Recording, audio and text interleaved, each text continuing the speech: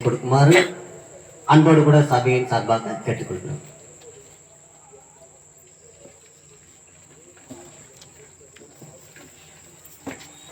கிறிஸ்துவுக்குள் அன்புக்குரிய சகோதர சகோதரிகளே, இந்த நாளிலும் தேவனுடைய கிருபையினாலே இந்த மாலை வேளையில இந்த 13, 14, 2 தேதிகளிலும் பரலோக தரிசனம் அப்படிங்கிற ஒரு வாய்ப்பை தேவன் நம்மளுக்கு ஏற்படுத்தி கொடுத்து இந்த ஆசரிப்பு கூடாரத்தின் மாதிரி கண்காட்சி பகுதிகளிலும் நம்மளை தேவன் அவர் விதமாய் இந்த ஒரு ஆதனூர் கிராமத்துல இப்படிப்பட்ட ஒரு ஆசீர்வாதமான கூட்டத்தை நடத்துவதற்கும் தேவன் நம்மளை ஆசீர்வதித்திருக்கிறார். அந்த வகையில நம்ம அனைவரும் நம்முடைய பிதாவாகிய தேவனிடத்திலே நம்முடைய ஆண்டவரும் இரட்சகருமா இருக்கிற கிறிஸ்துவின் மூலம் எல்லா துதி சோதனைகளையும் நாம் ஏறெடுத்துக் கொள்வோம்.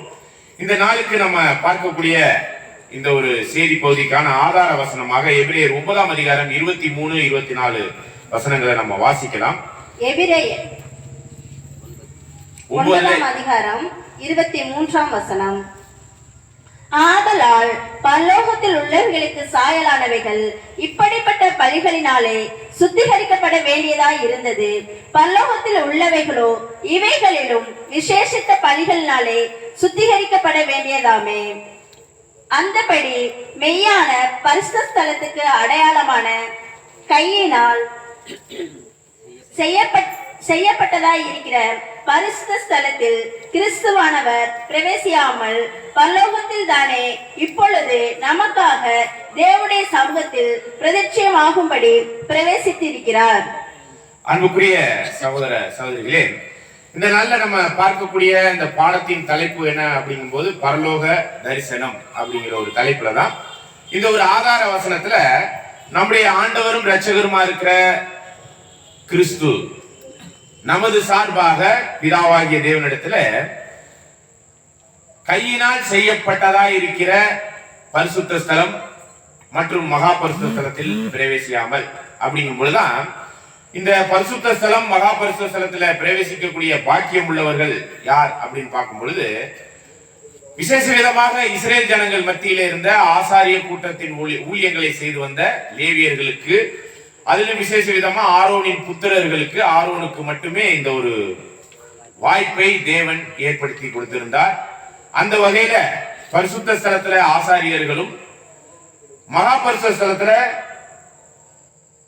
பிரதான ஆசாரியராக இருக்கக்கூடிய அந்த ஒரு பெரிய ஊழியத்தை பெற்றுக்கொண்ட அந்த பிரதான ஆசாரியர் வருஷத்துக்கு ஒரு முறை பாவ நிவாரண நாளின் பலியின் போது அந்த மகா பரிசுத்த ஸ்தலத்துக்கு உள் பிரவேசித்து ரத்தத்தோடு தான் பிரவேசிக்க வேண்டும்.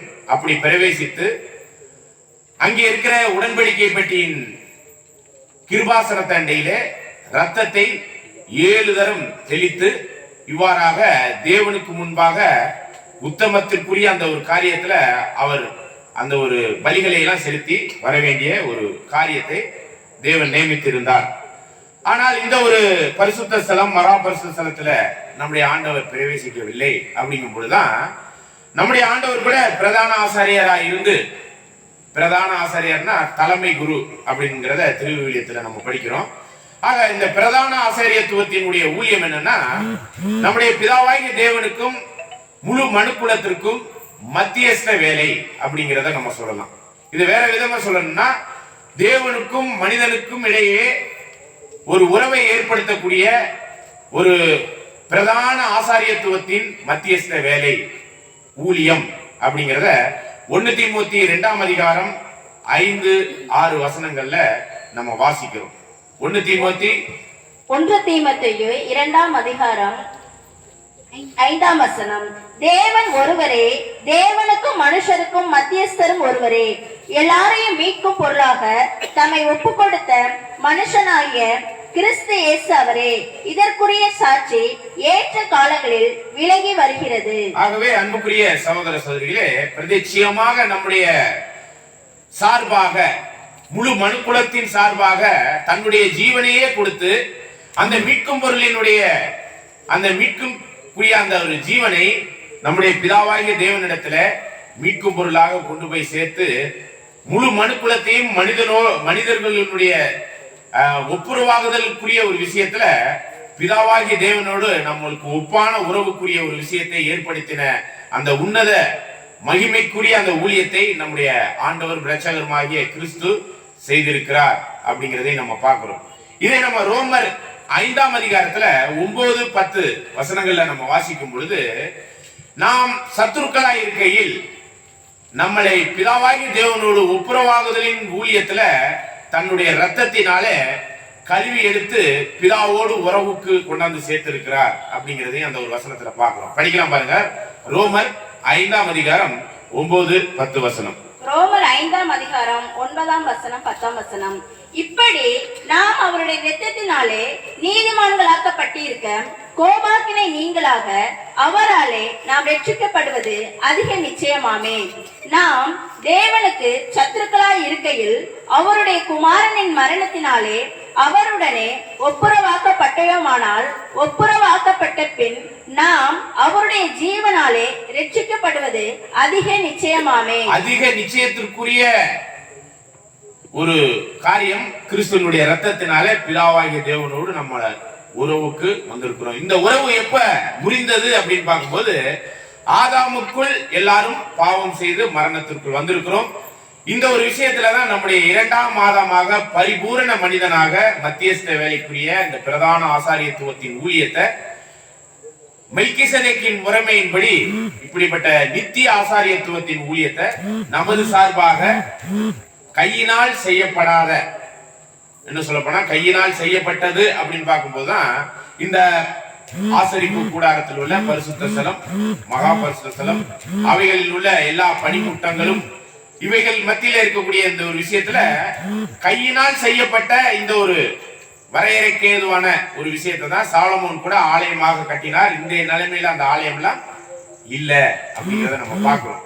ஆகவேதான் இந்த ஒரு விஷயத்துல கையினால் செய்யப்பட்ட ஆலயத்திற்குள் நம்முடைய ஆண்டவர் பிரவேசியாமல் மகா பரிசுத்த ஸ்தலத்திற்கு அடையாளமா இருக்கிற பரலோகத்திற்கே நமது சார்பாக பிரவேசித்திருக்கிறார்.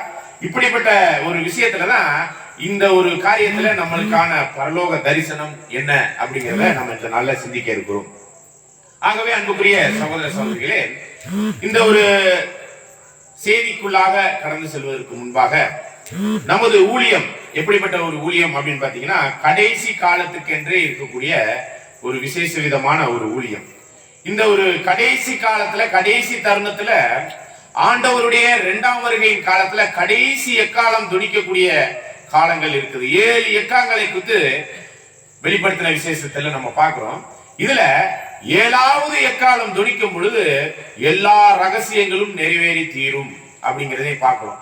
இதே விஷயத்தை நம்ம மத்தேயு 24ஆம் அதிகாரத்துல ஆண்டவர்கிட்ட அவருடைய சீசர்கள் ஒரு விசேஷ விதமான ஒரு கேள்வியை 3வது வசனத்துல கேட்கிறாங்க. படிக்கலாம் பாருங்க. மத்தேயு 24ஆம் அதிகாரம் 3ஆம் வசனம். பின்பு அவர் ஒலிவ மலையின் மேல் உட்கார்ந்திருக்கையில் சீஷர்கள் அவரிடத்தில் தனித்து வந்து, இவைகள் எப்பொழுது சம்பவிக்கும்? உம்முடைய வருகைக்கும் உலகத்தின் முடிவுக்கும் அடையாளம் என்ன? எங்களுக்கு சொல்ல வேண்டும் என்றார்கள். இங்க கேட்கப்பட்ட கேள்வி என்னன்னா, உலகத்தின் முடிவு காலத்துல வாழ்ந்து கொண்டிருக்கிற நமக்காக கேட்கப்பட்ட கேள்வி. அப்படிதான் நம்ம பார்க்கணும். ஏன்னா உம்முடைய வருகை வந்தாதான் இந்த உலகத்துக்கு முடிவு. இந்த உலகம் முடிவு அடையணும்னா நீங்க வரணும். எப்ப வருவீங்க? அதற்கான அடையாளம் என்ன அப்படிங்கிற ஒரு கேள்வியை கேட்கிறாங்க. இதற்கான அடையாளத்துல அநேக அடையாளங்களை நம்முடைய ஆண்டவர் சொல்லி வர்றார்.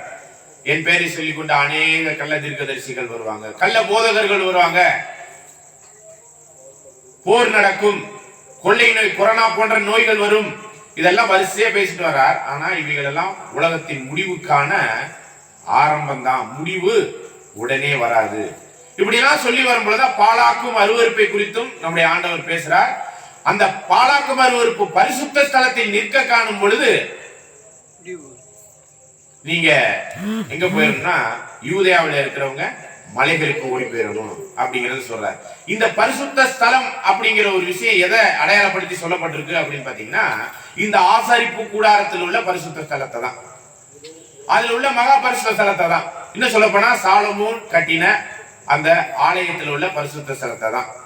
ஆக இன்னும் சொல்ல போனா நெகேமியா எஸ்ரா காலத்துல புதுப்பிக்கப்பட்டு கட்டப்பட்ட அந்த ஆலயத்தில் உள்ள அப்படிங்கிற ஒரு விஷயத்தை தான் இங்க சொல்லப்பட்ட மிக முக்கியமான ஒரு அடையாளமாக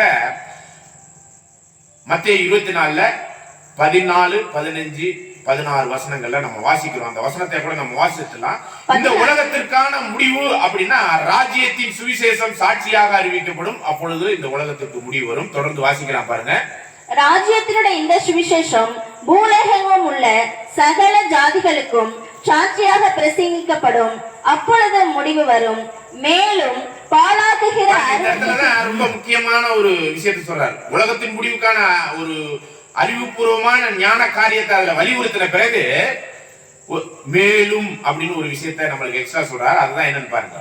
மேலும் பாழாக்குகிற அருவருப்பை குறித்து தானியேல் தீர்க்கதரிசி சொல்லி இருக்கிறானே, வாசிக்கிறவன் சிந்திக்க கடவன். நீங்கள் அதை பரிசுத்த ஸ்தலத்தில் நிற்க காணும் போது யூதேயாவில் இருக்கிறவர்கள் மலைகளுக்கு ஓடி போக கடவர்கள். ஓகே, இப்ப இந்த இடத்துல நம்ம தானியேல் புத்தகத்துல போய் வாசிச்சோம்னா ஏற்கனவே ஒரு 6-7 இடத்துல பாழாக்கும் அருவருப்பை குறித்து சொல்லப்பட்டிருக்கு. அதை வாசிக்கிறவர்கள் சிந்திக்கணும்னா இன்னைக்கு போய் உட்காந்துட்டு அந்த 12 அதிகாரத்தை படிச்சுட்டு இருக்கலாம், அது முடியாது. நம்ம அந்த ஒரு பாழாக்கும் அருவருப்பை குறித்து நம்ம பாடம் பார்க்க போறது இல்லை. ஆனா இந்த பாழாக்கும் அருவருப்புக்குரிய ஒரு விஷயம் பரிசுத்த ஸ்தலத்துல போய் நின்றுகிட்டு இருக்கும் அப்படிங்கறத சொல்ல வர்றாரு. அப்ப அந்த பரிசுத்த ஸ்தலத்துல போய் நிக்கும் பொழுது நீங்க கண்டுபிடிச்சிட்டீங்கன்னா இது பரிசுத்த ஸ்தலத்துலதான் அந்த பாழாக்கும் அருவருப்பு நிக்குதுங்கிறத கண்டுபிடிச்சிட்டீங்கன்னா யூதேயாவுல இருக்கிற நீங்க மலைகளை நோக்கி ஓடி போங்க அப்படிங்கிற ஒரு விஷயத்தை பாதுகாப்பா போய் சேர்வதற்கான ஒரு இடத்தையும் நம்மளுக்கு இந்த இடத்துல சொல்றாரு. சரிங்களா? இப்ப இந்த பரிசுத்த ஸ்தலத்தை பத்தியான காரியம் தான் நம்ம பார்க்கும்போது இந்த ஆசரிப்பு கூடாரத்துல இருக்கக்கூடிய ஒரு விஷயம் பரிசுத்த ஸ்தலம், மகா பரிசுத்த ஸ்தலம் இப்படிங்கிறதெல்லாம் நம்ம பார்க்கிறோம். இந்த ஒரு கேள்வியை சீசர்கள் அவருடைய நம்முடைய ஆண்டவர் ரட்சகருமா இருக்கிற கிறிஸ்துவின் இடத்துல கேட்கறதுக்கு முன்னாடி ஒரு மிக முக்கியமான விஷயத்தை நம்முடைய ஆண்டவர் பேசுகிறார். அது என்னங்கிறத மத்தேயு 24ஆம் அதிகாரத்துல 1-2 வசனங்கள்ல நம்ம வாசிக்கலாம். மத்தேயு 24ஆம் அதிகாரம் 1ஆம் வசனம். இயேசு தேவாலயத்தை விட்டு புறப்பட்டு போகையில் அவருடைய சீஷர்கள் தேவாலயத்தின் கட்டடங்களை அவருக்கு காண்பிக்க அவரிடத்தில் வந்தார்கள். இயேசு அவர்களை நோக்கி, இவைகளை எல்லாம் பார்க்கிறீர்களே, இவ்விடத்தில் ஒரு கல்லின் மேல் ஒரு கல் இராதபடிக்கு எல்லாம் இடிக்கப்பட்டு போகும் என்று மெய்யாகவே உங்களுக்கு சொல்லுகிறேன் என்றார். ஓகே, இப்ப இந்த இடத்துலதான் அங்க ஏரோதுவால் கட்டப்பட்டிருந்த ஆலயம், அதாவது சாலமோன் காலத்துக்கு அப்புறம் திரும்ப நெகேமியாவுக்கு அப்புறம் திரும்ப ஏரோது வந்து கட்டுறார், அந்த ஆலயத்தை கட்டி இருக்கிறார். இப்படி கட்டப்பட்ட இந்த ஆலயம் அழகா வர்ணிக்கப்பட்ட அழகா ஜோடிக்கப்பட்ட அந்த ஒரு சூழ்நிலையில் உள்ள அந்த ஆலயத்தை சீசர்கள் ரொம்ப அற்புதமா பார்த்து எப்படி கட்டி இருக்கிறாங்க பாருங்க அப்படின்னு சொல்லும் பொழுதுதான் ஆண்டவர் என்ன சொல்லிட்டாருன்னா, ஒரு கல்லில் இராதபடி என்ன ஆயிரும். சரி, இப்ப அந்த ஆலயம் இஸ்ரேல் நாட்டுல ஜெருசலேம்ல அந்த சீயோன் மலையில இருக்குதுங்களா? அந்த ஆலயம் இருக்குதா? அவர் சொன்னபடியே ஒரு கல் மேல் இன்னொரு கல் இல்லாதபடி தரமேட்டமாக்கப்பட்ட எங்க ஆலயத்திற்கான சுவடே இல்லாத அளவுக்கு இன்றைய நிலைமையில ஜெருசலேம்ல அந்த ஆலயம் இல்லாமல் இருக்கு. இது கையினால் கட்டப்பட்ட ஆலயத்துல ஆசரிப்பு கூடாரத்துல தேவன் வந்து வாசம் செய்வாரா அப்படின்னு பாத்தீங்கன்னா, சாலமோன் ஆலயம் கட்டின உடனே அவர் கையினால் கட்டப்பட்ட ஆலயத்துல அவர் வாசம் செய்வதில்லை அப்படிங்கிறத சொல்லிடுறாரு. அப்படிங்கும் போது இந்த ஒரு விஷயத்துல அந்த ஆலயமானது 70 AD ஆண்டவர் மரித்து ஏறக்குறைய 36 வருடம் கழிச்சு உங்கள் வீடு உங்களுக்கு பாழா போயிரும் அப்படிங்கிறத மத்தேயு 23ஆம் அதிகாரத்துல 32ல இருந்து சில வசனங்கள்ல இஸ்ரேல் நாட்டை குறித்தும் அந்த ஆலயத்தை குறித்தும் அந்த ஒரு வீடுங்கிற அந்த தேசத்தை குறித்தும் முழுவதும் தரைமட்டமாக்கப்பட்டு விடும் அப்படிங்கிறத சொல்லி முடிக்கிறார். 36வது வருஷத்துல இந்த ஆலயமும் இல்ல, உலகம் எல்லாம் சிதறி போயிட்டாங்க. இப்படியாக அந்த தீர்க்க தரிசனம் சொன்ன மாதிரியே நிறைவேறிடுச்சு. சரிங்களா? அப்படிங்கும் போது இந்த பாழாக்கும் அருவருப்பு பரிசுத்த ஸ்தலத்துல வந்து நிக்கும். அப்படிங்கும் போது இப்பதான் அந்த ஆலயமே இல்லையே, அந்த பரிசுத்த ஸ்தலம் இல்லையே, எது கையினால் கட்டப்பட்ட அந்த ஆலயமும் இல்ல, அல்லது அந்த ஆசரிப்பு கூடாரம் பாலைவனத்துல கொண்டு தயாரிக்கப்பட்ட அந்த ஆசரிப்பு கூடாரத்தினுடைய ஒரு பர்மனன்ட் ஸ்ட்ரக்சர் தான் என்னன்னு பாத்தீங்கன்னா ஆலயமாக கல்களை வைத்து கட்டினது.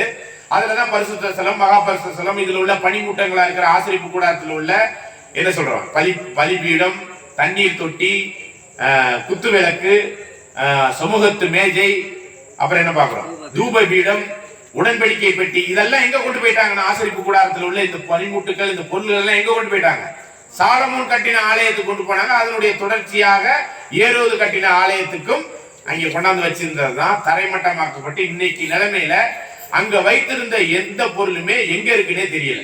எந்த பொருள்? அந்த உடன்படிக்கை பெட்டியில இருந்து அதுல உள்ள எல்லா பனிமூட்டங்களும் எங்க இருக்குன்னே தெரியல. இதற்கு காரணம் என்னன்னு பாத்தீங்கன்னா மத்தேயு 24 2வது வசனம் படிச்சோம் பாத்தீங்களா? திரும்ப வேணா படிங்க. மத்தேயு 24 அதிகாரம் 2ஆம் வசனம். இயேசு அவர்களை நோக்கி, இவைகளை எல்லாம் பார்க்கிறீர்களே, இவ்விடத்தில் ஒரு கல்லின் மேல் ஒரு கல் இராதபடிக்கு எல்லாம் இடிக்கப்பட்டு போகும் என்று மெய்யாகவே உங்களுக்கு சொல்லுகிறேன் என்றார். ஆக இந்த கல்லின் மேல் கல் இராதபடி இந்த ஆலயம், பரிசுத்த ஸ்தலம், மகா பரிசுத்த ஸ்தலம், இதனுடைய உடன்படிக்கை பெட்டி எல்லாம் எங்க போச்சுன்னே தெரியல. ஏறக்குறைய 1900 வருடங்கள் ஆயிடுச்சு. எங்க இருக்குது, என்னவாச்சு, என்னங்கிறது யாருக்குமே தெரியல.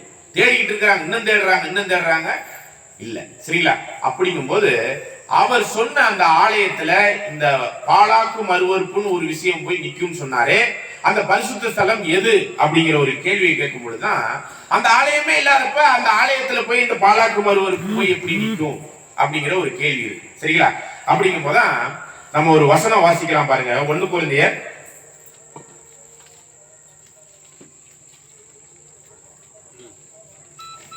3ஆம் அதிகாரம் 16, 17.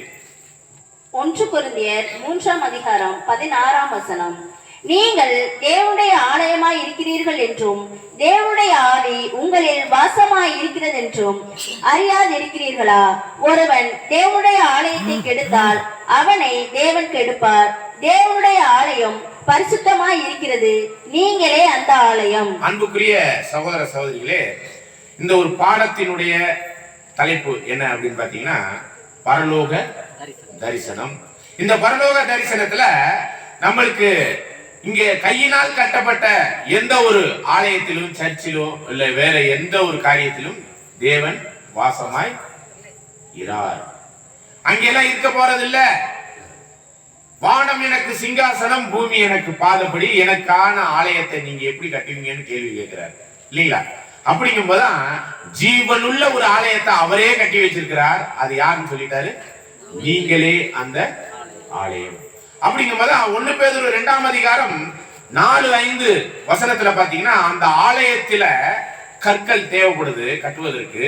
அந்த கல் எதை அடையாளப்படுத்துது, அந்த கற்கள் எதை அடையாளப்படுத்துகிறத 1 பேதுரு 2ஆம் அதிகாரம் 4-5 வசனத்தை நம்ம வாசிக்கலாம். 1 பேதுரு 2ஆம் அதிகாரம் 4ஆம் வசனம். மனுஷரால் தள்ளப்பட்டதாயினும் தேவனால் தெரிந்து கொள்ளப்பட்டதும் விலையேற பெற்றதுமாய் இருக்கிற ஜீவனுள்ள கல்லாகிய அவரிடத்தில் சேர்ந்தவர்களாகிய நீங்களும் ஜீவனுள்ள கற்களை போல ஆவிக்கேற்ற மாளிகையாகவும் இயேசு கிறிஸ்து மூலமாய் தேவனுக்கு பிரியமான ஆவிக்கேற்ற பலிகளை செலுத்தும்படிக்கு பரிசுத்த ஆசாரிய கூட்டமாயும் கட்டப்பட்டு வருகிறீர்கள். அன்புக்குரிய சகோதர சகோதரிகளே, இப்பதான் நம்மளுக்கு பாடத்துக்குள்ளே போறோம். சரிங்களா?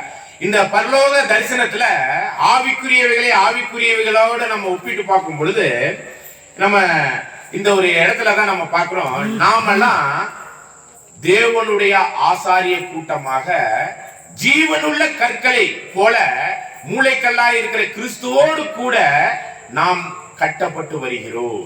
அப்படிங்கும் போது நாம் எல்லாம் தனித்தனியா ஒவ்வொரு ஜீவனுள்ள கற்களாக சேர்த்து ஆவிக்குரிய மாளிகையாக தேவனுடைய ஆலயமாக கட்டப்பட்டு வருகிறோம் அப்படிங்கிறத இந்த இடத்துல பார்க்கிறோம். இதுல கூட சொல்லும்போது விசேஷ விதமா அந்த பலிகளை எல்லாம் செலுத்தத்தக்க ஆசாரிய கூட்டமாகவும் நாம் இருக்கிறோம். இதுல 9வது வசனத்தை கூட நம்ம வாசிக்கலாம் பாருங்க.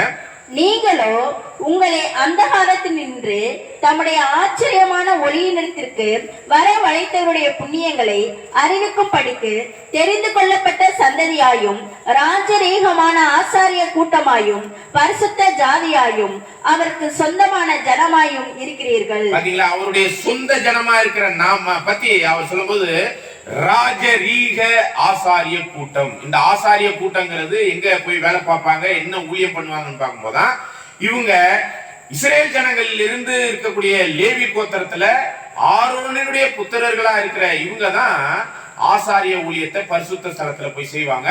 அதுல பிரதான ஆசாரியர் மகா பரிசுத்த ஸ்தலத்துக்கு வருஷத்துக்கு ஒரு முறை மட்டும் போயிட்டு வருவார். இப்படிப்பட்ட ஆசாரியத்துவத்தின் ஊழியத்தை இஸ்ரேல் ஜனங்களில் உள்ள அங்கே உள்ள லேவியர்களுக்கு மட்டும் கொடுத்திருக்க, நாம் புறஜாதியா இருக்கிற இஸ்ரேலுக்கு புறம்பா இருக்க கூடிய ஜனங்களா இருக்கிற நம்மள தேவன் என்ன பண்ணிட்டாருன்னா ஒரு வாய்ப்பை மகத்துவமுள்ள உன்னத அழைப்பின் பங்குக்குரிய பாக்கியவான்களாவதற்கும் அவருடைய ஊழியத்திற்குரிய ஊழியக்காரர்களாகவும் ஆசாரியர்களாக அந்த ஒரு வேலையை செய்வதற்காக ஊழியத்தை செய்வதற்காக நம்மளை ஜீவனுள்ள கற்களை போல ஆவிக்கேற்ற மாளிகையை அவருடைய புண்ணியங்களை அறிவிப்பதற்கான விசேஷித்த கூட்டமாக நம்மளை முன்குறித்திருக்கிறார். அப்படிப்பட்ட ஆலயத்துல என்ன வந்திருக்க போதான் பரிசுத்த ஸ்தலத்துல பாலாக்கும் அருவருப்பு. இப்ப நம்ம பாலாக்கும் அருவருப்புங்கிற பாலத்தை பார்க்க போறது இல்லைன்னு நம்ம சொல்லியாச்சு, சரிங்களா? ஆனா நீங்களே அந்த ஆலயம் சொல்லி நம்மளை சொல்லும் போது நாம் தான் அந்த ஆலயம். நமக்குள்ளாக தேவன் வந்து வாசம் செய்யக்கூடிய ஒரு அமைப்பு ரீதியான ஒரு கட்டமைப்பான ஒரு விஷயத்த மோசே பாலைவனத்துல தேவன் அவர்கள் மத்தியில இஸ்ரேல் ஜனங்கள் மத்தியில வந்து வாசம் செய்வதற்கு ஒரு வகையான அமைப்பை கட்டி அவங்க அந்த ஒரு காரியத்தை செய்வதற்கான ஒரு விஷயத்தை ஏற்படுத்தினதுதான் ஆசரிப்பு கூடாரம். அன்புக்குரிய சகோதர சகோதரிகளே, இந்த ஆசரிப்பு கூடாரம் கையினால் செய்யப்பட்ட இஸ்ரேல் ஜனங்களிடத்திலிருந்து கையினால் அவர்கள் கையிலிருந்து பெற்றுக்கொண்ட தங்கம், வெள்ளி, வைடூரியம் போன்ற எல்லா வகையான கற்களினாலும் விசேஷித்த ஆபரணங்களினாலும் மரங்களினாலும் அதை செஞ்சாங்க அப்படிங்கிறத நம்ம பார்க்கிறோம், சரிங்களா? ஆயினும் இது இது எங்க ஒரிஜினலா எங்க பார்த்து எதை செஞ்சாங்க அப்படின்னு பார்க்கும்போதுதான் நம்முடைய மோசே தீர்க்கதரிசியா இருக்கிற இஸ்ரேல் ஜனங்களை வழிநடத்தின மோசே இருக்கிறார் இல்லையா, அவரை யாத்திரையாகமம் 25:8-9 வசனத்துல நம்ம வாசிக்கலாம் பாருங்க. யாத்திராகமம் 25:8-9 8 மற்றும் 9 வசனம். அவர்கள் நடுவிலே நான் வாசம் பண்ண எனக்கு ஒரு பரிசுத்த ஸ்தலத்தை உண்டாக்குவார்களாக. நான் உனக்கு காண்பிக்கும் வாசஸ்தலத்தின் மாதிரியின்படியும் அதனுடைய எல்லா தட்டுமுட்டுகளின் மாதிரியின்படியும் அதை செய்வீர்களாக. பாருங்க, இப்ப ஆக்சுவலா ஒரிஜினல் எங்க காமிச்சாருன்னா மலையின் மேல மோசே கிட்ட காமிக்கிறார். அப்படி காமிக்கப்பட்ட மாதிரியை தான் ஆசாரிப்பு கூடாம வச்சிருக்கிறாங்க. அதை தான் நம்ம கூட இந்த ஆதனூர்ல கண்காட்சிக்கு வச்சிருக்கிறோம், சரிங்களா? ஒரிஜினல் எங்க காமிக்கப்பட்டது? மோசேக்கு மலையில காமிக்கப்பட்டது. அது வந்து ஒரிஜினல், புரியுதுங்களா? தேவனுடைய ஆலயமா இருக்கக்கூடிய அந்த ஆலயத்துல தேவன் வாசம் பயணிக்கிறார் இல்லையா, அதனுடைய ஒரிஜினலை தான் இங்க ஆசரிப்பு கூடாரமாக மோசே கிட்ட இப்படி பண்ணுப்பா அப்படிங்கிறத பிரகாரம் பரிசுத்த ஸ்தலம், மகா பரிசுத்த ஸ்தலம் இவ்வாறாக பிரித்து அதனுடைய காரியங்களுடைய ஊழியங்களை யாரா செய்யணும், எப்படி செய்யணுங்கிறதெல்லாம் வரையறுத்தார். இன்னும் சொல்ல போனா ஒரு விஷயம் நம்ம பயப்படத்தக்க ஒரு விஷயம் இருக்கு. அதுல ஆரோனுடைய புத்திரர்கள் என்ன பண்ணாங்க தெரியுங்களா? 2 பேரு அந்நிய அக்னியை எடுத்துக்கிட்டு நேரா உள்ளே போயிட்டாங்க. பரிசுத்த ஸ்தலத்தை தாண்டி அப்படி நேரா போயிட்டாங்க. என்ன ஆனாங்க தெரியுங்களா? சரி, அப்படின்னா அவங்க என்ன அந்நிய அக்னினா என்னது? ஆக்சுவலா நம்ம இதுல நீங்க உண்மையிலே போய் பார்த்துருந்தீங்கன்னா தெரிஞ்சிருக்கும். அந்த ஆசிரியப்பு கூடாரத்துல போனவனே எதுக்கு ஒண்ணு இருந்திருக்கும், அது என்னன்னாக்க பலிபீடம் இல்லைங்களா? அது வந்து பிரகாரத்துல இருக்கக்கூடியது. அதாவது வெள்ளை சுற்றுச்சுவர் இருக்கும். அந்த சுற்றுச்சுவர்ல ஒரு சிவப்பு நிறமாக, அப்புறம் ரத்தாம்பர நிறமாக, ஊதா நிறத்துல, வெள்ளை நிறத்துல ஸ்கிரீன் போட்டிருக்கும். அந்த ஸ்கிரீனை தாண்டி உள்ள போகும்போது தான் அங்க என்ன இருக்குன்னா எதுக்க பார்த்தவனே பலிபீடம். இந்த பலிபீடத்துல எல்லா வகையான ஆடு, மாடு, புறா இவைகள் எல்லாம் என்ன பண்ணுவாங்க? தகன பலி செலுத்துவார்கள். அங்கே அறுத்து அந்த ரத்தத்தை அந்த கொம்பு அதுல தடவி அதை படியில கீழே ஊத்தி விட்டுட்டு அது முழுவதும் என்ன மரத்தெல்லாம் போட்டு அதுல எரிச்சு இது மாதிரியான பலிகள் எல்லாம் பல வகையான பலிகள்லாம் இருக்கு. பாவ நிவாரண நாளின் பலி, குற்ற நிவார பலி, சர்வங்க தகன பலி. சர்வ அங்க தகன பலினா என்னன்னு தெரியல? இந்த கட்டையெல்லாம் போட்டு அதுல உள்ள ஆடையோ மாடையோ வெட்டி அதை கொண்டு அதுல போட்டு ஃபுல்லாவே சாம்பலாக்கிடுவாங்க. அதான் சர்வ அங்க தகனம். தகனம்னு சாம்பலாக்குறது, சரிங்களா? அப்படிப்பட்ட பலி, சமாதான பலி, போஜன பலி, இவ்வாறாக நம்ம வரையறுத்துக்கிட்டே போலாம். பஸ்காவின் பலி, இது மாதிரிலாம் நிறைய பலிகளை பத்தி சொல்றாரு, சரிங்களா? இந்த பலிபீடத்தை தாண்டினோடனே இன்னொரு விஷயம் இருக்கும். அதுதான் என்னன்னு பாத்தீங்கன்னா தண்ணீர் தொட்டி. இதான் நம்ம இந்த ஆசரிப்பு கூடாரத்தினுடைய இஸ்ரேல் ஜனங்களுக்கு அங்கே மோசேக்கு காமிச்சத அந்த மாதிரியை என்ன பண்ணியிருந்தாரு? மோசே என்ன பண்ணியிருந்தாருங்க? இங்க செஞ்சு வைத்தார், சரிங்களா? இந்த இன்ஜினியரிங் வேலை பார்த்தது யாருன்னு பாத்தீங்கன்னா 2 இன்ஜினியர்ஸ். யாருன்னு பாத்தீங்கன்னா யாத்திரையாகமம் 31:2 மற்றும் 6வது வசனம். யாத்திராகமம் 31 அதிகாரம் 2ஆம் வசனம் மற்றும் 6வது வசனம். நான் யூதாவின் கோத்திரத்தில் ஊரனுடைய மகனான ஊரின் குமாரன் பெசலேலை பேர் சொல்லி அழைத்து 6ஆம் வசனம். மேலும் தான் கோத்திரத்தில் உள்ள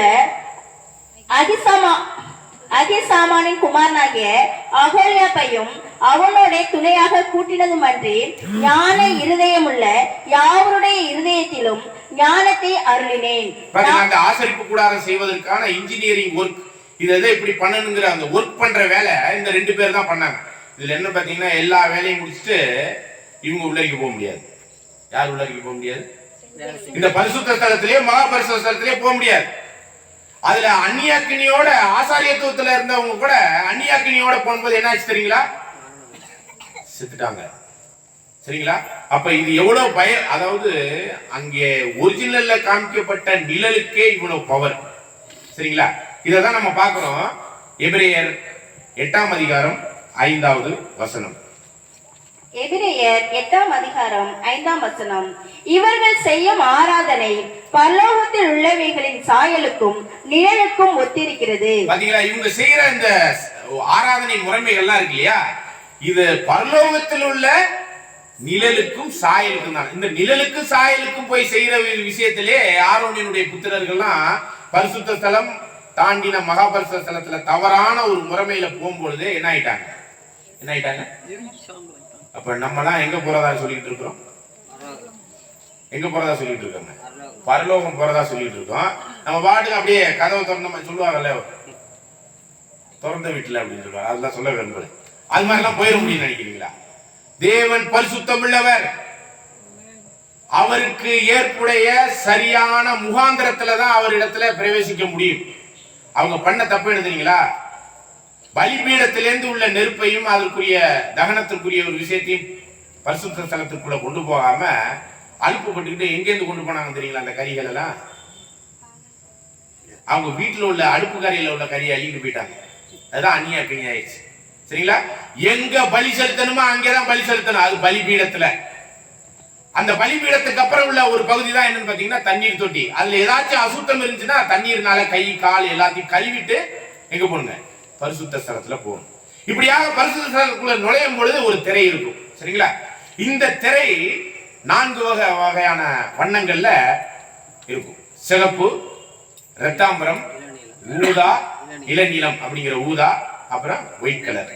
இந்த திரையை தாண்டி உள்ளரிக்க போன பிறகு அந்த பகுதிக்கு பேர் தான் நம்ம இங்க நிழலாக இங்க கட்டி வச்சிருக்கிறோம் இல்லையா, அதுல அதுக்கு பேர் தான் என்னன்னு பாக்குறோம்? பரிசுத்த ஸ்தலம். இந்த பரிசுத்த ஸ்தலம் உள்ளரிக்க நுழைஞ்சோடனே லெப்ட் சைட்ல என்ன இருக்கும்னா 6 அப்பங்கள் 2 இதுல அடுக்கிருக்கும். 6 அப்பம், இன்னொரு 6 அப்பம் சமூகத்து மேஜையில ரைட் சைட்ல அடுக்கிருக்கும். சரிங்களா? அதுக்கப்புறம் லெப்ட்ல பாத்தீங்கன்னா குத்து விளக்கு இருக்கும். 6 கிளைகளை உடைய நடு தண்டத்தோடு மொத்தம் 7 விளக்குகளை வைக்கக்கூடிய குத்து விளக்கு. அதை கூட நம்ம இந்த ஆசிரியப்பு கூடாரத்துல இந்த கண்காட்சியில நம்ம வச்சிருக்கிறோம். இதைதான் நம்ம ஆதரூர் மக்களுக்காக காண்பிக்கணும்னு நாங்க பிரயாசப்பட்டோம். பரலோகத்துல இருந்து எங்கேயாச்சும் பாருங்க. அதுக்கு கூட என்னன்னாக்க டிவியை தான் பாக்குற மாதிரி இருக்கு உலக ஜனங்கள் போல, இல்லைங்களா? ஓகே. ஆனா இதனுடைய விசேஷ காரியங்களை உணர்வதற்கு ஒரு வாய்ப்பு இந்த ஆதரூர் ஜனங்களுக்கு உள்ள ஒவ்வொரு கிறிஸ்தவனுக்கும் ஒவ்வொரு சபையாருக்கும் கிடைச்சிருக்கிற இந்த வாய்ப்பு அன்னைக்கு தேவன் வாசம் பண்ணுவதற்காக நிழலான பொருளுக்குரிய ஒரு விஷயத்துல அங்க கட்டப்பட்டிருந்தது. ஆக இதான் நம்ம பார்க்கும்போது லெப்ட் சைட்ல குத்து விளக்கு, 7 விளக்குகள் எரியக்கூடிய ஒரு குத்து விளக்கு ஸ்டாண்ட் இருக்கும். ரைட் சைட்ல என்ன இருக்கும்? சமூகத்து மேஜை 6 அப்பங்களாக அடுக்கி இருக்கும். சரிங்களா? இதை தாண்டி அப்புறம் அந்த பரிசுத்த ஸ்தலத்துக்குள்ள போகும்போது நம்ம பலிபீடத்திலிருந்து பலி செலுத்துவதற்கு எடுத்துக்கிட்டு போறோம் இல்லையா, என்னத அந்த சர்வாங்க தகன பலி மற்றும் ரத்தம் இவைகள் எல்லாம் எடுத்துக்கிட்டு எங்க போவாங்கன்னா பரிசுத்த ஸ்தலத்துக்கு டெய்லி போகணும் ஆசாரியர்கள். அப்படி போகக்கூடிய அந்த தூபம் எல்லாம் போட்டு தூப பீடத்துல இந்த 2 குத்து விளக்குக்கும் சமூகத்து மேஜைக்கு நடுவுல முன்னாடி என்ன இருக்கும்னா அந்த தூப பீடம், அந்த பலிபீடத்தில் உள்ள அந்த நெருப்புகள் எல்லாம் கொண்டு போய் போட்டு சாம்பிராணி, அதுக்குன்னு விசேஷமான அந்த ஒரு சுகந்த வாசனைக்குரிய அந்த ஒரு இதெல்லாம் போட்டுட்ட பிறகு இந்த சாம்பலை கொண்டு போய் போடும்போது இந்த சாம்பலோடு கூட அந்த சுகந்த வாசனைக்குரிய அந்த சாம்பிராணிய அந்த புகை என்ன ஆகும்னா மகா பரிசுத்த ஸ்தலத்துல பிரவேசிக்கும். சரிங்களா? இதுதான் பரிசுத்த ஸ்தலத்தினுடைய நிலை. இது வருஷம் முச்சோடு இங்கேயே இருந்துதான் ஊழியம் பண்ணணும். யாருனாக்கே இந்த ஆசாரியர்கள் எல்லாம், சரிங்களா? ஆனா வருஷத்துக்கு ஒரு முறை, நல்லா கவனிங்க, பாவ நிவாரணை நாளின் பலி அப்படின்னு சொல்லிட்டு லேவியர் 16ஆம் அதிகாரத்துல ஒரு காளை 2 வெள்ளாட்டு கடாவை அங்க கொண்டு போய் பலி செலுத்துவதற்கு போவாங்க. அதுல காளையை ஃபர்ஸ்ட் கொண்டு போய் என்ன பண்ணுவாங்கன்னா, ரத்தத்தை அங்க வெட்டி ஒரு பாத்திரத்தில் எடுத்துக்கிட்டு அதனுடைய அந்த பாடி இருக்கு இல்லையா, அதை அந்த சர்வங்க தகன பலியாக அதுல எடுத்து அந்த சாம்பலை எடுத்துக்கிட்டு நேரம் எங்க போவார்னா, பரிசுத்த ஸ்தலத்துலதான் என்ன இருக்குதுங்க, இந்த குத்துவிளக்கு, சமூகத்து மேஜை, தூபபீடம். இந்த தூபபீடத்துல இருக்கக்கூடிய வருஷந்தோறும் ஒவ்வொரு நாளும் ஒவ்வொரு தினமும் செலுத்தக்கூடிய அந்த பலிகள் எல்லாம் மகா பரிசுத்த ஸ்தலத்துல புகை மட்டும்தான் போகும். மனுஷன் போக முடியாது, பிரதான ஆசாரியர் போக முடியாது. ஆனா பாவ நிவாரணை நாளினுடைய பலின்னு சொல்லிட்டு பஸ்காவில இருந்து 6 மாசம் கழிச்சு நடக்கும். அந்த நாள்ல வருஷத்துக்கு ஒரு முறை இந்த பிரதான ஆசாரியர் ரத்தத்தை எடுத்துக்கொண்டு உள்ள போகணும். ரத்தத்தை எடுத்துட்டு போலேன்னு வச்சுங்க, என்ன தெரியுமா? ஏன்னா யார் ரத்தத்தை எடுத்துட்டு போகணும்? அந்த மகா பரிசுத்த ஸ்தலம் எதற்கு அடையாளம் அப்படின்னா, திரும்ப நம்ம வாசிச்ச வசனங்களை வாசிக்கலாம் பாருங்க. எபிரேயர் 9ஆம் அதிகாரத்துல 23, 24. எபிரேயர் 9ஆம் அதிகாரம் 23ஆம் வசனம். ஆதலால் பரலோகத்தில் உள்ளவைகளுக்கு சாயலானவைகள் இப்படிப்பட்ட பலிகளினாலே சுத்திகரிக்கப்பட வேண்டியதாய் இருந்தது. பரலோகத்தில் உள்ளவைகளோ இவைகளிலும் விசேஷத்த பலிகளினாலே சுத்திகரிக்கப்பட வேண்டியதாமே. அந்தபடி மெய்யான பரிசுத்த ஸ்தலத்துக்கு அடையாளமான கையினால் செய்யப்பட்டதாய் இருக்கிற பரிசுத்த ஸ்தலத்திலே கிறிஸ்துவானவர் பிரவேசியாமல், அதாவது இந்த ஆசரிப்பு கூடாரம், சாலமோன் கட்டின ஆலயம் அல்லது நெகமியா அல்லது ஏரோது கட்டின ஆலயத்திற்குரிய அந்த கையினால் கட்டின ஆலயத்திற்குள் அவர் பிரவேசியாமல் அப்படிங்கும் போது இந்த மகா பரிசுத்த ஸ்தலம் எதை அடையாளப்படுத்துதுன்னு இந்த இடத்துல வசனம் படிக்கலாம் பாருங்க, படிங்க. பரலோகத்தில் தானே இப்பொழுதும் நமக்காக தேவனுடைய சமூகத்தில் பிரதிட்சயமாகும்படி பிரவேசித்திருக்கிறார். அப்ப அந்த மகா பரிசுத்த ஸ்தலம் என்ன அடையாளப்படுத்துதுன்னா, அங்க இருக்கிறது ஒண்ணு என்ன இருக்குது, உடன்படிக்கை பெட்டி. இது வந்து நிழலுக்குள்ள ஆவிக்குரிய அர்த்தத்துல அந்த உடன்படிக்கை பெட்டியின் மேல, கிருபாசனத்தின் மேல தேவனுடைய பிரசனம் இருக்கும். தேவன் வந்து இருப்பார். பிதாவாகிய தேவனுடைய பிரசனம் தான் அந்த கிருபாசனத்துல அந்த உடன்படிக்கை பெட்டிக்கு மேலாக இருக்கும். அப்ப அந்த வருஷத்துக்கு ஒரு முறை பிரதான ஆசாரியர் போவதனுடைய நோக்கத்தை, நிழல்ல வருஷத்துக்கு ஒரு முறை ரத்தத்தோட தான் போகணுங்க. அப்படி ரத்தத்தோட போகக்கூடிய அந்த ஒரு விஷயம், கையினால் செய்யப்பட்ட அந்த விஷயத்துல நம்முடைய ஆண்டவர் பிரவேசிக்கவில்லை. எங்க பிரவேசிச்சாருங்க? திரும்ப படிக்க அந்த ஒரு வசனத்தை, பரலோகத்தில். அப்ப மகா பரிசுத்த ஸ்தலம் எதற்கு அடையாளமாக இருக்குது? பரலோகத்துக்கு. சரிங்களா? அப்ப ஆண்டவர் இந்த பூமியில வந்து மனிதனாக வாழ்ந்து மரித்து ஈடுபலியை கொடுத்து எல்லா பலிகளையும் ஒரே பலியினால் நிறைவேற்றி இப்ப எங்க போயிருக்கிறாங்க?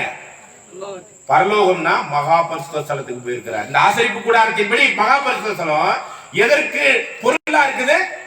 பரலோகத்துக்கு போயிருக்கிறார். அப்ப பரலோகம் போனது யாரை சந்திக்க போயிறாரு?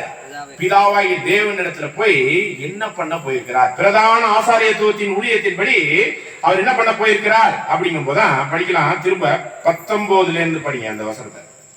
9ஆம் அதிகாரம் 19. எபிரேயர் 9ஆம் அதிகாரம் 19வது வசனம்.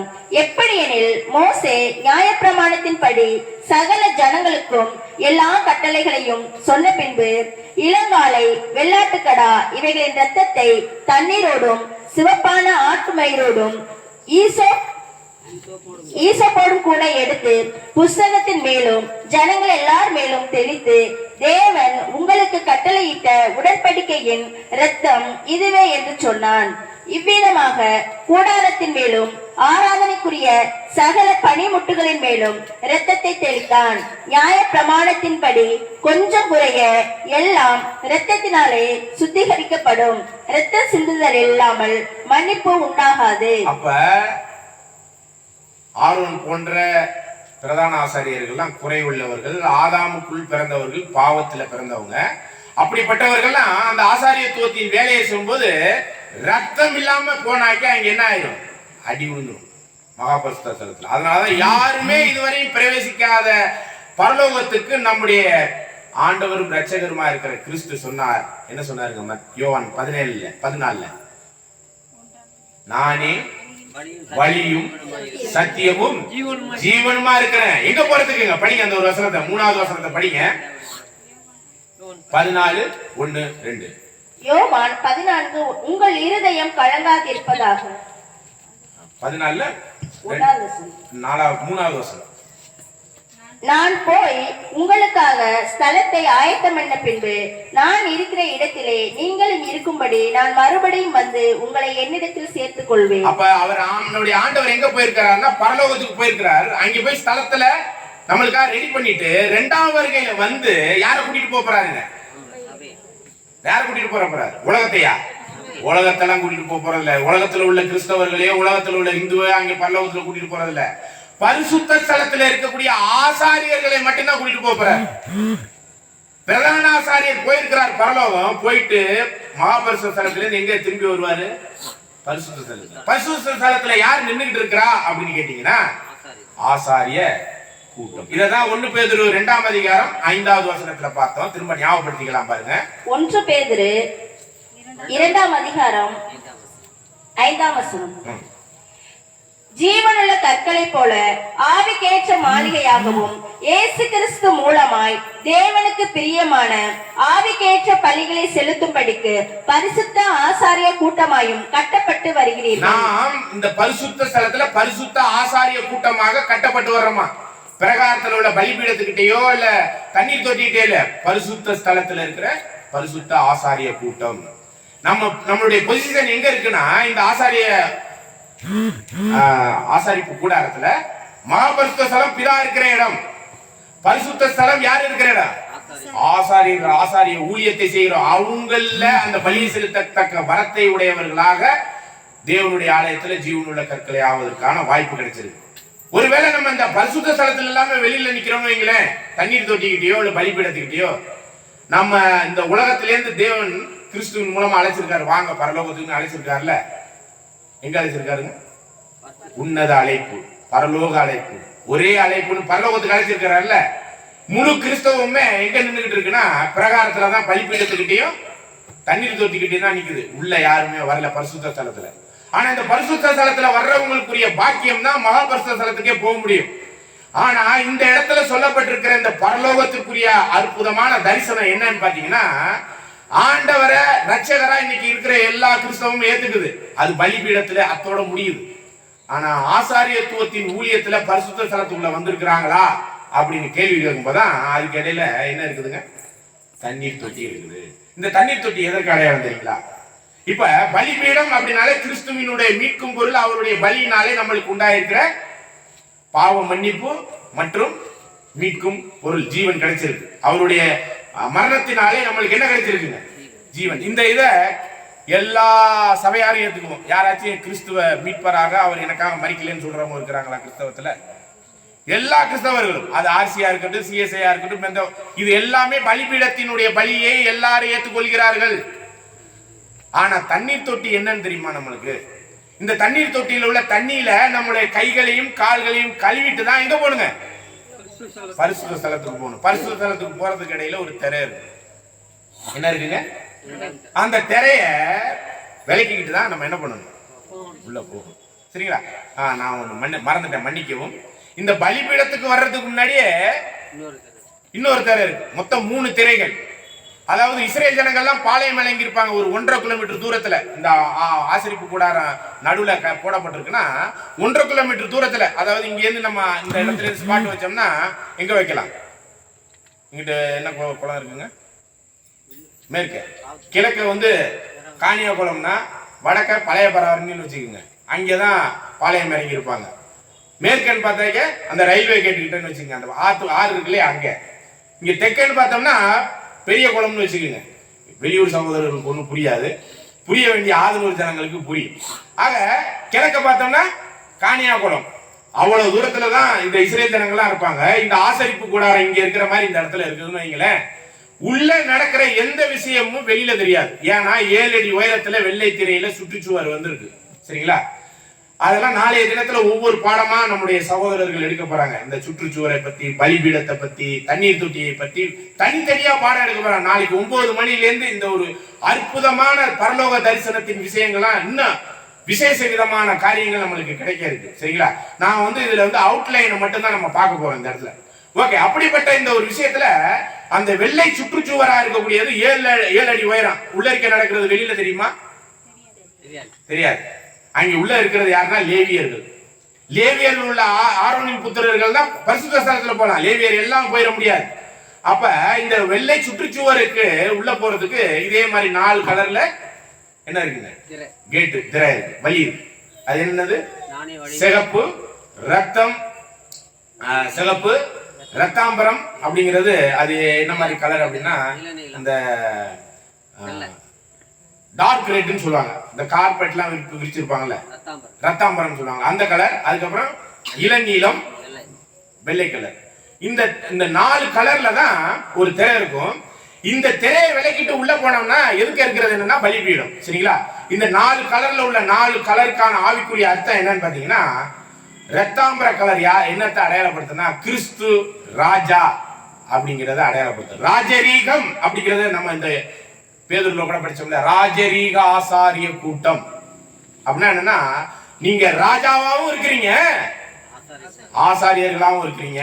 நம்முடைய ஆண்டவர் கூட யாருங்க? ராஜாக்களுக்கெல்லாம் ராஜா, ராஜாதி ராஜா, தேவாதி தேவன், கர்த்தாதி கர்த்தர் இல்லையா? இப்படிப்பட்ட ராஜரீகத்திற்குரிய ஆசாரியத்துவத்தை பெற்ற நமக்கு அந்த ரத்தாம்பரம்ங்கிற கலர் எதை அடையாளப்படுத்துதுன்னா அந்த ஒரு விஷயத்தை காமிக்குது.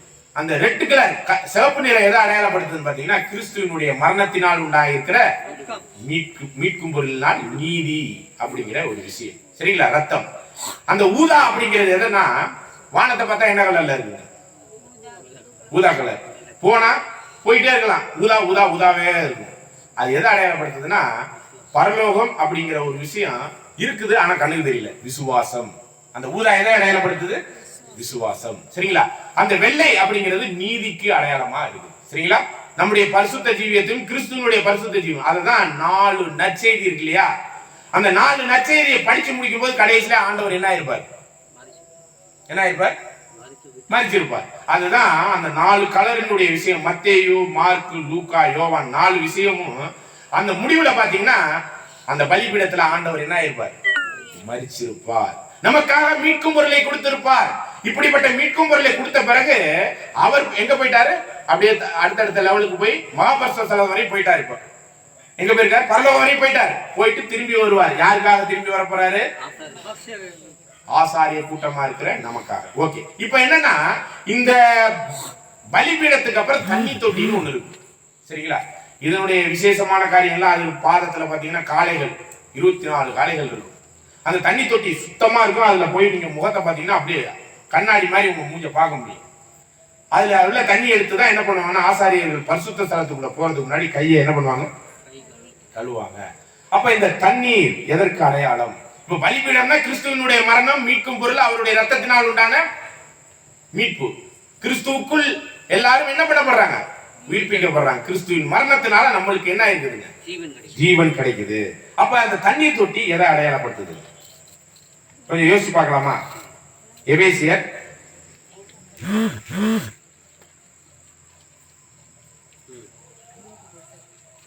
5ஆம் அதிகாரம் 26வது வசனம். எபேசியர் 5ஆம் அதிகாரம் 26ஆம் வசனம். நாம் அதை திருவசனத்தை கொண்டு தண்ணீர் முழுக்கினால் சுத்திகரித்து பரிசுத்தமாக்குகிறதற்கும் கரைதிரை முதலானவைகள் ஒன்றுமில்லாமல் பரிசுத்தமும் பிழையற்றதுமான மகிமையுள்ள சபையாக அதை தமக்கு முன் நிறுத்திக் கொள்வதற்கும். பாத்தீங்களா? அப்ப அந்த தண்ணீர் அப்படிங்கிறது திருவசனம், சத்தியம். எல்லாரும் வசனம் படிக்கிறாங்க. வசனத்தில் உள்ள எல்லா விஷயமும் புரிஞ்சிருச்சுன்னா புரியாத வரை நம்ம அந்த தண்ணீரினால் கழுவப்படல. தெளிவான சத்தியத்தை அறிந்து நம்மளை சுத்திகரித்துக் கொள்வது. யோவான் 17:17 அந்த வசனத்தை கூட படிங்க. உம்முடைய சத்தியம் அது வசனமாக இருக்குது. உம்முடைய வசனத்தினால் இவர்களை எல்லாம் சுத்திகரியும், பரிசுத்தமாகும். அப்ப இந்த சத்திய வசனம் தண்ணீர் போன்று நம்மளை என்ன பண்ணுதுங்க? கழுவுது, சுத்திகரிக்குது. அப்படி என்ன சத்தியம்? என்ன நம்மள கழுவுது? சத்தியம் என்ன சொல்லுதுங்க? நீதியான வாழ்க்கை வாழு. இந்த சத்தியம் இப்படி இருக்கிறது, இதன்படி வாழு, தேவ நீதி இதுதான் சொல்லப்படுது. நம்ம வாழ்ந்தோம்னா சுத்திகரிக்கப்பட்டுட்டோம். நான் வாழ மாட்டேன், அதே பாவத்துலதான் இருப்பேன்னா என்ன அர்த்தம்? இந்த பிரகாரத்திலே இருக்க வேண்டியதான். இன்னைக்கு இருக்கிற முழு கிறிஸ்தவமும் இந்த பிரகாரத்திலே ஆண்டவர்கிட்ட மன்னிப்பு கேட்டுக்கிட்டே இருக்கும். வருஷம் சொல்லும் ஆண்டவரே மன்னிச்சுக்குங்க, ஆண்டவரே மன்னிச்சுக்குங்க. மனம் திரும்பி வரும், திரும்ப பாவம் பண்ணும், திரும்ப மன்னிப்பு, ஆண்டவர் பாவம் மன்னிப்பு, மன்னிப்பு பாவம், பாவம் மன்னிப்பு. இதுதான் நம்ம கிறிஸ்தவத்துக்குள்ள நடந்துட்டு இருக்கு. அதை தாண்டி நான் நீதியா வாழ ஆரம்பிச்சிட்டேன் ஆண்டவரே, எனக்கு அடுத்த லெவல் என்ன அப்படின்னு கேட்டு போயிருக்கிறோமா? படிக்கலாம் பாருங்க. எபிரேயர் 6ஆம் அதிகாரம் 1-3 வசனம் 4 வசனம். எபிரேயர் 6ஆம் அதிகாரம் 1ஆம் வசனம். ஆகையால் கிறிஸ்துவை பற்றி சொல்லிய மூல உபதேச வசனங்களை, அதாவது மூல உபதேசம்னா அடிப்படையா ஏபிசிடி கத்துக்கிற சத்தியங்கள்னு அர்த்தம். ஏ ஃபார் பாத்தீங்களா, அத கத்துக்கிற ஒரு விஷயம் தான் மூல உபதேசம், அடிப்படை சத்தியம். அதுக்கு இன்னொரு பேர் இருக்கு. அதுல 5ஆம் அதிகாரம் 12ல இருந்து படிங்க. 5ஆம் அதிகாரம் 12ஆம் வசனம். காலத்தை பார்த்தால் போதகராய் இருக்க வேண்டிய உங்களுக்கு தேவனுடைய வாக்கியங்களின் மூல உபதேசங்களை மறுபடியும் உபதேசிக்க வேண்டியதாய் இருக்கிறது. நீங்கள் பலமான ஆகாரத்தை அல்ல பாலை உண்ணத்தக்கவர்கள் ஆனீர்கள். பால் உண்ணுகிறவன் குழந்தையாய் இருக்கிறபடியினாலே நீதியின் வசனத்தில் பழக்கம் இல்லாதவனாய் இருக்கிறான். பைபிளே படிக்காம இருக்கிறோமா? இப்படி படிக்காம இருக்கிறவங்க தான் மூல உபதேசமா இருக்கிற வசனத்துல பழக்கம் இல்லாம பால் குடிக்கிற நிலைமையில இருக்கிறான் அப்படிங்கறத சொல்றாரு. இப்படி பால் குடிக்கிறவங்களுடைய நிலைமை என்னன்னா, இன்னொரு வசனத்துக்கு போய் பார்த்துட்டு வந்துருவோம். 1 கொரிந்தியர் 3ஆம் அதிகாரம் 1 முதல் 4 வசனம். 1 கொரிந்தியர் 3ஆம் அதிகாரம் 1 முதல். மேலும் சகோதரரே, நான் உங்களை ஆவிக்குரியவர்கள் என்று எண்ணி உங்களுடனே பேசக்கூடாமல் மாம்சத்துக்குரியவர்கள் என்றும் கிறிஸ்துவுக்குள் குழந்தைகள் என்றும் எண்ணி பேச வேண்டியதாய் இருக்கிறது. நீங்கள் பலன் இல்லாதவர்களானதால் உங்களுக்கு போஜனம் கொடாமல் பாலை குடிக்க கொடுத்தேன். இன்னமும் நீங்கள் மாம்சத்துக்குரியவர்களா இருக்கிறபடியினால் இப்பொழுதும் உங்களுக்கு பலன் இல்லை. பொறாமையும் வாக்குவாதமும் வேதங்களும் உங்களுக்குள் இருக்கிறபடியால் நீங்கள் மாம்சத்துக்குரியவர்களாய் இருந்து மனுஷ மார்க்கமாய் நடக்கிறீர்கள் அல்லவா? தொடர்ந்து. ஒருவன் நான் பவுலை சேர்ந்தவன் என்றும் வேறொருவன் நான் அப்பொல்லோவை சேர்ந்தவன் என்றும் சொல்லுகிறபடியினால் நீங்கள் மாம்சத்துக்கு உரியவர்களா இருக்கிறீர்கள் அல்லவா? பாருங்க, இதுல என்ன தெரியுங்களா, நம்ம கிறிஸ்துவுக்குள் குழந்தைகளை மாமிசமா இருக்கிறோமா இல்லையாங்கிறத கண்ணாடி மாதிரி வெளிச்சம் போட்டு காமிக்குது. எப்படி தெரியுங்களா, நான் பவுலை சார்ந்தவன் அப்பொல்லோவை சார்ந்தவன் அன்னைக்கு இத்தனை சபை வர்றதுக்கு முன்னாடி சொன்னாங்க. இப்ப நம்ம என்ன சொல்லிக்கிட்டு இருக்கோம்? நான் இந்த சபையை சார்ந்தவன், நான் அந்த சபையை சார்ந்தவன். எந்த சபையுமே பரலோகத்துல எழுதலைங்க. பரலோகத்தில் எழுதின முதற் பேரானவர்கள் சபைன்னு ஒரு சபை இருக்கு. எபிரேயர் 12ஆம் அதிகாரம் 21, 22, 23. இதை பத்தி நம்ம அப்புறம் பார்க்கலாம், ஏன்னா பாடம் வேற மாதிரி ட்ராக்ல போயிடும். ஆகவே அன்புக்குரிய சகோதர சகோதரிகளே, இந்த இடத்துல இந்த பால் குடிக்கிற நிலைமையில இருக்கிறவங்களை பார்த்து சொல்லும் பொழுதுதான் எபிரேயர் 6ஆம் அதிகாரத்துல மூல உபதேசம் அப்படிங்கிறார். 6வது வசனம் 6ஆம் அதிகாரம் 1வது படிங்க. ஆகையால் கிறிஸ்துவை பற்றி சொல்லுகிற மூல உபதேச வசனங்களை, மூல உபதேச வசனங்கள் பாலாகாரம், குழந்தைகள், கிறிஸ்துக்குள் குழந்தைகள் வளரல. நான் பவுலை சேர்ந்தவன் அப்பொல்லோவை சேர்ந்தவன் சொன்னானா, நான் ஆர்சியை சேர்ந்தவன், நான் சிஎஸ்ஐ சேர்ந்தவன், நான் அந்த சபையை சேர்ந்தவன், இந்த சபையை பேரை சொல்லிக்கிட்டு இருக்கோம் பாருங்க. இந்த பேர் கிறிஸ்தவம் எல்லாம் கிறிஸ்துவுக்குள் குழந்தைகள். நான் அந்த சபை இந்த சபைன்னு சொன்னாலே நம்ம என்னதான் வளரவே இல்லை, வளரவே இல்லை. ஆனா பரலோகத்தில் எழுதின பேர் எழுதின சபைன்னு ஒண்ணு இருக்கு. நீங்க அந்த வசனத்தையும் படிச்சிருங்க. எபிரேயர் 12, 22, 23. எபிரேயர் 12ஆம் அதிகாரம் 22ஆம் வசனம். நீங்களோ சீயோன் மலையினிடத்திற்கும் ஜீவனுள்ள தேவனுடைய நகரமாகிய பரம எருசலேமிடத்திற்கும் 1000-10,000 தேவ தூதர்களிடத்திற்கும் பரலோகத்தில் பேர் எழுதியிருக்கிற முதற் பேரானவர்களின் சர்வ சங்கமாகிய சபையினிடத்திற்கு. பாருங்க, முதற் பேரானவர்களுடைய சர்வ சங்கமாகிய சபைனா தலைச்சன் பிள்ளைகளின் சபைன்னு சொல்றது இந்த வசனம். யார் தலைச்சன் பிள்ளைகளோ அவங்க பேர் மட்டும்தான் பரலோகத்துல பேர் எழுதி இருக்குமா. நல்ல வேலை நான் தலைச்சன் பிள்ளை அப்படின்னு சொல்லிக்கலாமா? அப்ப 2வது பிறந்தவங்களுக்கு எல்லாம் யார் அந்த தலைச்சன்கள் தெரியுமா? அவங்க மட்டும்தான் பரலோகத்துல பேர் எழுதினவங்க. யாக்கோப்பு 1:18 படிச்சு பாருங்க. யாக்கோப்பு 1ஆம் அதிகாரம் 18ஆம் வசனம்.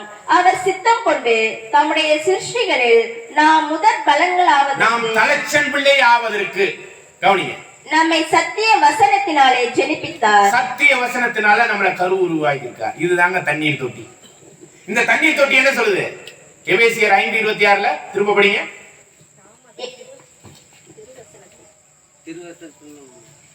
எபேசியர் எபேசியர் 5ஆம் அதிகாரம் 26ஆம் வசனம். நாம் அதை திருவசனத்தை கொண்டு தண்ணீர் முழுக்கினால் சுத்திகரித்து பரிசுத்தமாக்குகிறதற்கும் கரைதிரை முதலான இந்த தண்ணீர் தொட்டியில் உள்ள தண்ணி தான் எனது வசனம். சத்திய வசனம். இந்த சத்திய வசனத்தில்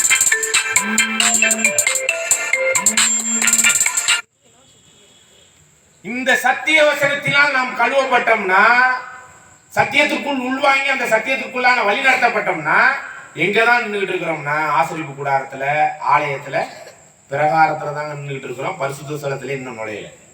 சரிங்களா? இந்த முழு கிறிஸ்தவமும் எத்தனை பேர் பேர் வச்சுக்கிட்டு இருக்கிறோமோ அத்தனை பேர் எங்கதான் நின்றுகிட்டு இருக்கிறோம்? லேவி கூட்டம்.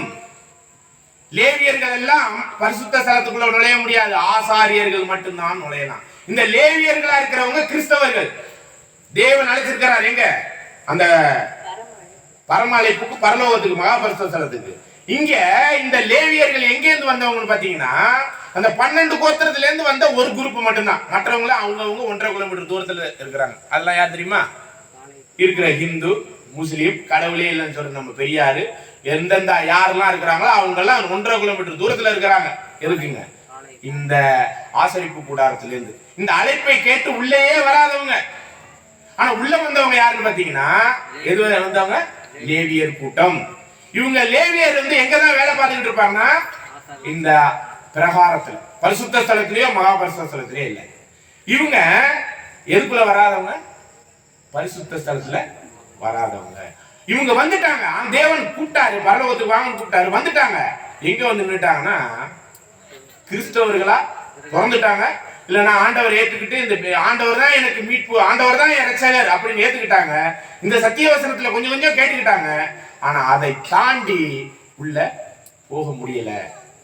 அதை தாண்டி இன்னொரு தர இருக்கு. அதையும் தாண்டி போனாதான் மகாபரிசுத்தம், அதான் பரலோகம். அது வசனத்துல நம்ம பார்த்துட்டோம். இந்த பரலோக தரிசனத்துல இந்த ஆசரிப்பு கூடாரம் இந்த 2 பகுதியில மட்டும் நின்றுட்டு இருந்து என்ன பிரயோஜனம்? நாம் கிறிஸ்துவுக்குள் குழந்தைகள். படிக்கலாம். எபிரேயர் 6ஆம் அதிகாரம் மிச்சம் உள்ள வசனம். எபிரேயர் 6ஆம் அதிகாரம்.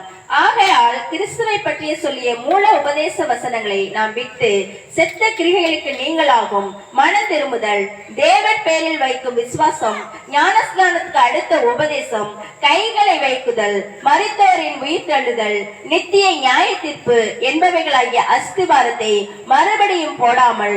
அஸ்திவாரத்தை மறுபடியும் போடாமல்னா இருக்கிற அத்தனை சபைகளும் மனம் திரும்புங்க, பாவத்தை விட்டுவாங்க, மனம் திரும்புங்க, பாவத்தை விட்டுவாங்க. இதே தான் சொல்லுவாங்க. கிறிஸ்து உங்களுக்காக மரித்து இருக்கிறார்.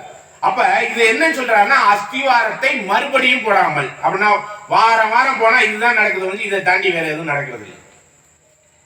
அடுத்த வசனத்தை படிச்சு பாருங்க, கொஞ்சம் தெளிவு கிடைக்கும். படிங்க. பூரணர் ஆகும்படி கடந்து போவோம், அடுத்த லெவலுக்கு போவோம் வாங்க. இதுதாங்க பரிசுத்த ஸ்தலம். சரிங்களா? பூரணர் ஆகும்படி என்ன பண்ணணும்? கடந்து போவோமாக.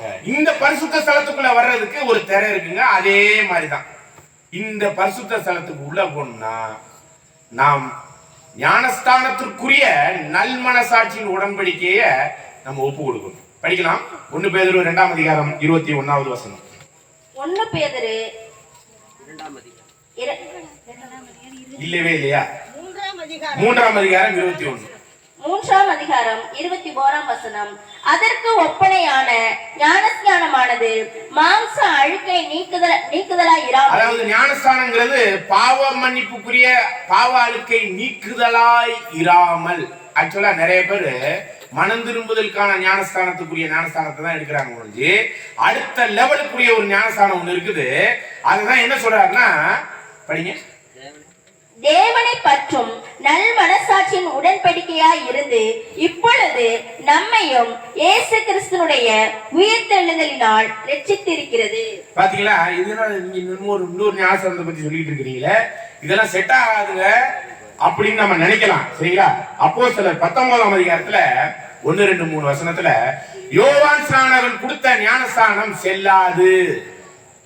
அது எதற்கான ஞானஸ்தானம்னா மனம் திரும்புதல், பாவ அழுக்கை கழுவக்கூடியதுதான் அப்படின்னு சொல்லிட்டு அப்போஸ்தலர் பவுல் இன்னொரு ஞானஸ்தானத்தை கொடுக்கிறார். அதுதான் இந்த பரிசுத்த ஸ்தலத்துக்குள்ளாக போகும்போது தேவனோடு நல் மனசாட்சியின் உடன்படிக்கைக்குரிய ஒரு திரை. இந்த திரையை கடப்பது கிறிஸ்துவே நீதியை நிறைவேற்றும்படி ஞானஸ்தானத்தை எடுத்தார். சரிங்களா? இந்த திரையை கடந்து வரும்போதுதான் உள்ள வர்ற அந்த குரூப்புக்கு பேரு ராஜரீக ஆசாரிய கூட்டம். இது உலகத்தாரா இருக்கக்கூடிய 1.5 கிலோமீட்டர் தூரத்தில் உள்ளவங்க இல்ல பிரகாரத்தில் இருக்கக்கூடிய முழு கிறிஸ்தவம் அல்ல. அதனாலதான் ஆண்டவர் சொன்னார், அழைக்கப்பட்டோரோ எல்லாம் கிறிஸ்தவத்துக்கு. இன்னைக்கு உலகளாவிய அளவில் எத்தனை சதவீதம் கிறிஸ்தவர்கள்? ஏறக்குறைய 65% கிறிஸ்தவர்கள். இத்தனை பேர் அழைப்புக்குள்ள வந்துட்டாங்க. ஆனா தேர்ந்தெடுக்கப்பட்டவர்கள் சிலர். அன்னைக்கு ஆண்டவர் கூட அவரை பின்பற்றி வந்தவங்க ஏறக்குறைய அந்த அப்பத்தையும் அந்த மீன்களை சாப்பிட்டவர்களுடைய எண்ணிக்கை 24,000 பேர். மொத்தத்துல நீங்க பெண்கள் குழந்தைகள் எல்லாம் நீங்க கால்குலேஷன் போட்டீங்கன்னா சரிங்களா, அந்த 24,000 பேரும் ஆண்டவரை பின்பற்றி வந்தவங்களா? 72 சீசர்கள் தான் வந்தாங்க. ஆண்டவருடைய போதனையை கேட்டு இதெல்லாம் செட் ஆகல ஓடியே போயிட்டாங்க நிறைய பேர். படிக்கலாம் யோவான் 6:60. யோவான் 6:60.